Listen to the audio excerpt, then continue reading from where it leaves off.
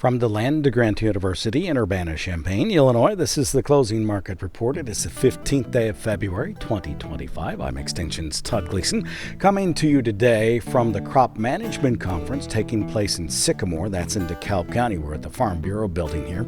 It is a beautiful facility, and if you've not ever been, it's worthwhile just coming inside to see the carved wood mural. It is magnificent. That's in Sycamore on Peace Road. Come by any business day to check that out. Now, today we'll talk about the commodity markets, of course. We'll do that with Greg Johnson. He's at TGM, that's the elevator system owned by FS, and he's in Champaign County. And then we'll turn our attention to Drew Lerner at World Weather Incorporated in Kansas City. And we'll do all of that on this Wednesday edition of the Closing Market Report from Illinois Public Media. I will also tell you to pick up your tickets for the All-Day Ag Outlook. That's Tuesday, March the 4th, not very far away. Just $40, a great event. More on that later, as well as we make our way through this edition of the CMR. Todd Gleason services are made available to WILL by University of Illinois Extension. Just as a reminder as we get started that the Beef House event is just a bit more than a week away, and if you've not signed up yet, you should do that now at willag.org. That's Tuesday, March the 4th at the Beef House in Covington, Indiana. And just as importantly, you'll need to hit the links at willag.org, maybe for one of those books. We have 3 authors that will be on hand to sign their books, including Neil Dahlstrom, who's the author of Tractor Wars. That documentary from Iowa PBS also will show in the month of March on Channel 12. Back to the Futures is Scott Irwin's book, and The Fault Lines of Farm Policy are Between Soil and Society by Jonathan Koppas. You can bring one or all of those books. All 3 of the authors will be there to sign the books. We hope that you will be there not only for that, but of course for the All-Day Ag Outlook. Well, March corn for the day settled at $4.97.5, down 4.5. The May at $5.12 1/4, 3.5 lower. In December at $4.76.5, down a penny. March soybeans at $10.31 3/4 for the day. The settlement price there 6 3/4 lower, and the May at $10.48 1/4, down 7 1/4. November beans $10.51 1/4, 6 3/4 lower for the new crop. Bean meal futures down, up 90 cents. Bean oil $1 lower, and soft red winter wheat in the March at $5.92, down 12 3/4. The hard red down 13.5 at $6.13 3/4 cents. Greg Johnson is now here. He's with TGM. That's TotalGrainMarketing.com in Champaign County. It's the elevator owned by the FS system. Hi, Greg. Thanks for being with us. Good to be with you, Todd. So let's talk a little bit about the marketplace in a broader perspective. We have climbed quite a distance in both corn and soybeans, particularly in corn, and a very sharp grade going upwards. Can you tell me what that means to you now that we're at the top of whatever range? But this has been a fairly steep move to the upside. Can you tell me how that affects your thinking as it's related to the rally? Yeah, we've had a nice dollar rally in the futures, and then you throw a 35-40 cent basis improvement since fall on top of that, and the cash prices are significantly higher, and the farmers have done a very good job of selling into that rally. Some obviously think they sold too soon because we're at the highest price we've had in over a year for corn today. So obviously if you sold before today, it wasn't at the high, and a few guys are kicking themselves, but you can't, I tell people you can't look backwards. You just have to say, can I make money at this price? And if I can, let's get it sold. And so farmers are probably in that 80% sold range on old crop corn and soybeans. And that has not translated over to new crop, however, probably still looking at 10% sold on new crop corn and new crop beans. With the inverse in the market, the new crop prices are not quite as high as the old crop prices. So that's one reason. And the other thing is farmers really don't know what to expect for a yield on their new crop corn and beans yet, whereas the old crop, they know what they've got in the bins. So it's a little bit easier to market new crop corn or old crop corn and beans, given that we know what we've got. And so farmers, like I say, have rewarded this dollar rally in corn by getting up to 80% sold. And I think they're content now with the potentially positive news out there as far as lateness in the Safrinha double crop corn down in South America. The funds still continue to be big buyers of corn on paper. And a little bit of a whiff of inflation. All those things are a little bit supportive to commodities. And so it kind of feels like farmers want to wait and see, get closer to that March 31 planting intentions report before they really maybe throw in the towel and sell a little bit more of that old crop corn that they've got left hanging on to. And in that same broader context, can you walk me through the changes that have happened that spurred this dollar rally for corn, the November updates from USDA, the final figures, how that changed, and even the export figures from this week, I suppose? Yeah, we started back in the summer with expectations of a 15.1 billion bushel corn crop and only demand of 14.7. That's completely flip-flopped. Now the demand is up to 15.1 and the crop size is down to 14.7. So we've kind of taken an 800 million bushel reversal. Instead of a 2.3 billion bushel projected carryout. We're now down into that 1.5, maybe even a little bit lower, depending on what happens over the next several months. So the fundamentals have changed completely. We've tightened things up. And again, 1.5 is not that we're going to run out of corn. It's a 10%, 9% stocks to use ratio, but that's certainly tighter than where we were before. And that has the funds thinking that any hiccup to production could cause prices to go higher. Any inflation could help prices out. So there's a little bit more upside than downside. And the next downside is either going to be a trade war or the big acreage number on March 31. But until we see either one of those, it kind of feels like the funds and traders in general, farmers in general, are content to hold on and play this from the long side here in the short run. Yeah, so the 10% is important to think about in timing and coming off of the highs, what all of that means, and where we stand as it relates to current price and what the long-range price is. So the University of Illinois long-range price for December futures about, or spot month, I suppose, if you want to call it that, is what, $4.60. We're 40 cents above that in the March contract at the moment. So there does appear to be some premium, I think, built into the marketplace, but I'm not certain that's the case. What do you think? Oh, no, there certainly is. We are in the process of trying to buy acres as well on the new crop. New crop corn is approaching 480, so that's 20 cents above that 460 price that the U of I is using. So whether it's whether it's 40 cents in the old crop corn or 20 cents in the new crop corn, there is a premium in that market as the market is trying to incent farmers to make sure we get 95 million acres of corn planted versus 90.5 million this past year. So until we get to March 31, the market, I think, is trying to be trying to incent farmers to make sure that we get those 95 million acres of corn planted. So the Safrinha corn crop in Brazil, which is being put into the ground now as the harvest for soybeans is happening, particularly in Mato Grosso, but there is Safrinha crop grown in the southern part of that nation as well, is an important factor in this marketplace. How important is that crop along with the summertime weather in the United States? Because those sort of happen simultaneously, meaning the harvest of the corn crop being put in the ground now in Brazil and the pollination time frame for U.S. crops. It's very important in South America. They have a rainy season and a dry season, and for 6 months out of the year, their rainy season, they get about 7.5 inches of rain per month in Mato Grosso, for example.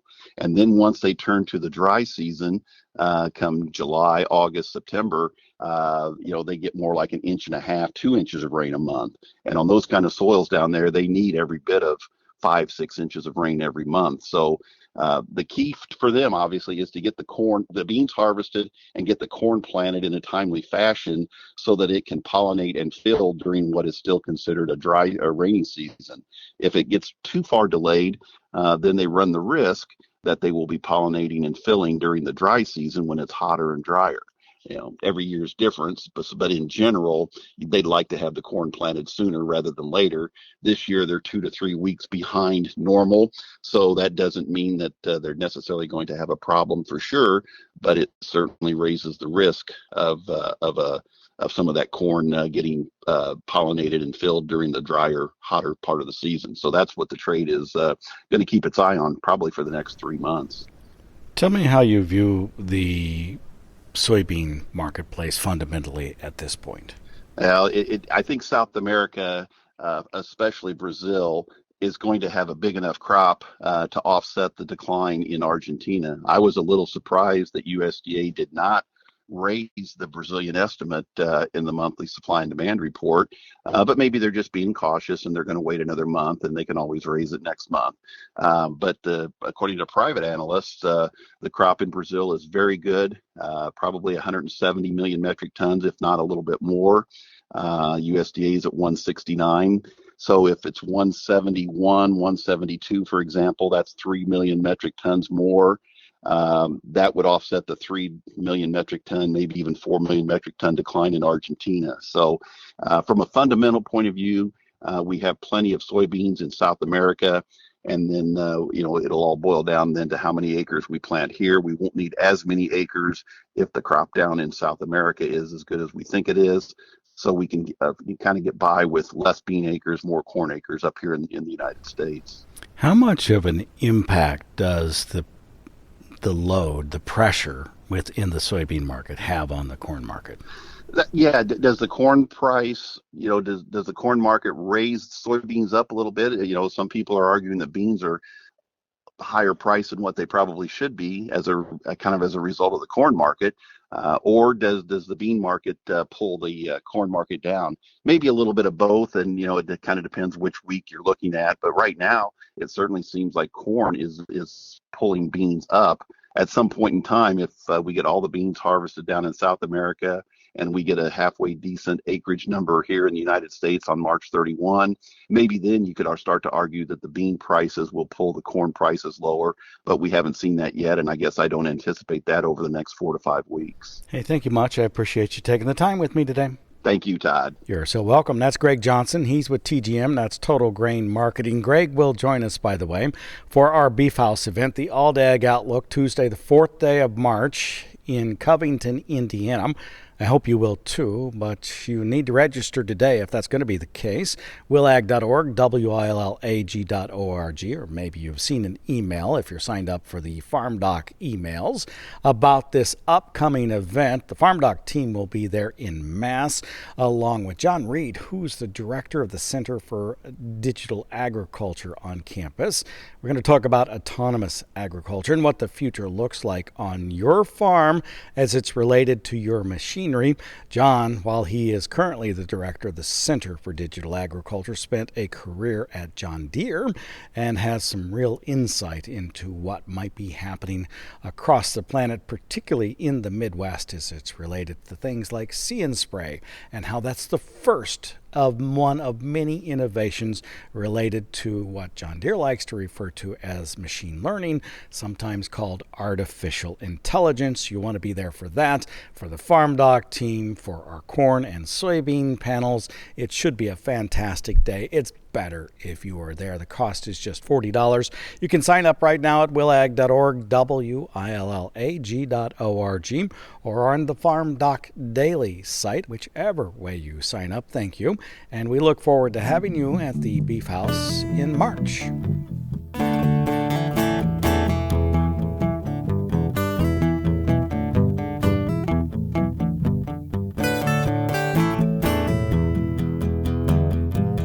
Drew Lerner now joins us from World Weather Incorporated in Kansas City. Hello, Drew. Thank you for being with us. It's cold, but let's get to that in just a bit because it's South America we're worried about at the moment.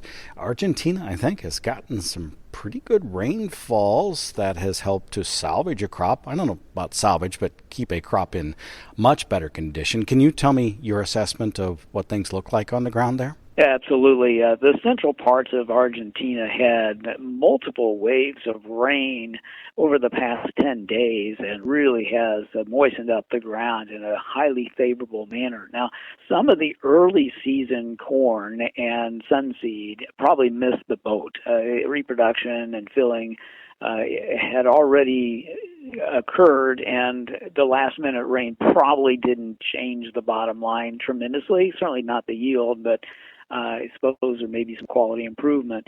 But the bulk of the crop, probably two-thirds of the crop, was planted later and is still in the reproductive process or getting ready to go through it. And this rain was just perfectly timed. And so we will be adding back a little bit of yield potential after a lot of talk about shrinking the crop. Now, I don't want to make it sound like it's going to get back to full production potential. There is still about a half a season ahead of us here, and we can still have some trouble. And in the next 10 days, I do not expect to see the northern part of Argentina do well with rain at all. The north, in this case, would be probably the north half of Santa Fe and northern Cordoba up into Chaco.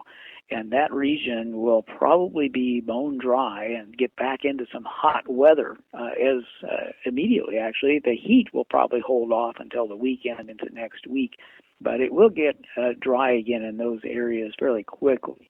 But from southern Santa Fe and southern Cordoba into the heart of Buenos Aires, we will see some rain return to those areas probably this weekend and definitely next week. So that part of Argentina will stay in pretty good shape. Now, there's been a little bit of concern about Brazil, too. You know, we are playing we aren't, but the producers down there are playing a mean game of catch-up on harvesting the early soybeans and the planting of safrinha corn. The cotton crop has been fully planted now. It's about 2 weeks behind on its completed planting progress, but the corn is still got a ways to go. I heard a rumor today that they're thinking maybe 60% of the corn had been planted. I think that may be a little high for Mato Grosso, but nonetheless, Mato Grosso needs to have another 10 days of dry weather to really get the bulk of that crop in the ground. And many folks believe that if you don't have that crop planted by the end of February, you run a much higher risk of lower yields. And it looks like they may be able to get it done as long as the American model or the GFS model is correct in the forecast. Now, that model suggests that rain will be erratic over this next 10-day period and not heavy or persistent enough to prevent field work from occurring. It just might be a little bit disruptive at times.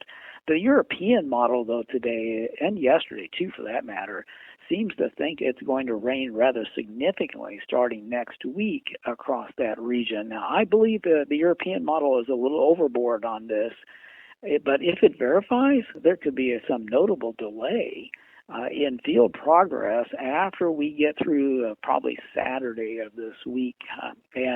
So that puts a lot of pressure on if that's going to verify. So we'll be watching real closely as we get into next week to see exactly what happens. But I really do believe the European model is overboard on the rain. And if that's correct, then they should be able to get a fair amount of that crop all planted before we get to the 1st of March. And we'll see. We'll see what happens. It does look like the rainfall in March may be a little light and erratic at times in Brazil, so that will be an interesting feature to watch also as we get closer to the end of the rainy season in April.